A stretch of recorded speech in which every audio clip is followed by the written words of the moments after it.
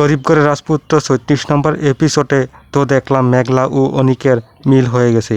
গরিব ঘরের রাজপুত্র সিরিজ নাম্বার ৩৭-এ কি শেষ হয়ে যাবে এই সিরিজ? এই নিয়ে আজকের বিস্তারিত। চলুন ভিডিওটা শুরু করা যাক।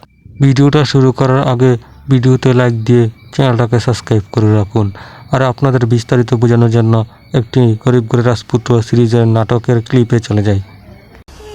বড় অবস্থা হয়েছে না, এমন কথা কইবা না। তোমার মায়ের সাথে আমি অনেক বড় অন্যায় করেছি বাবা। সন্তান হিসেবে স্বীকৃতি দেয়নি।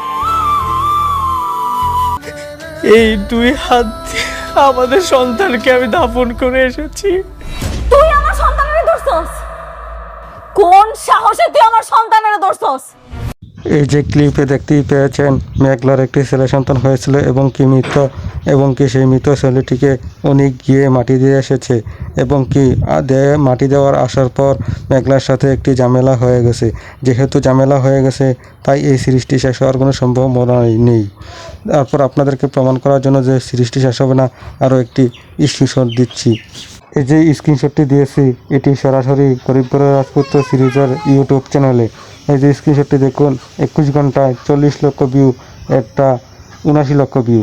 যথেষ্ট পরিমাণে নাটকটি এখনও ভিউ আসছে। যতক্ষণ পর্যন্ত না 30 লক্ষ ভিউর মধ্যে নেমে আসছে ততক্ষণ পর্যন্ত এই সিরিজ শেষ হওয়ার কোনো সম্ভাবনাই নেই। ধন্যবাদ। সবাই ভালো থাকবেন, সুস্থ থাকবেন।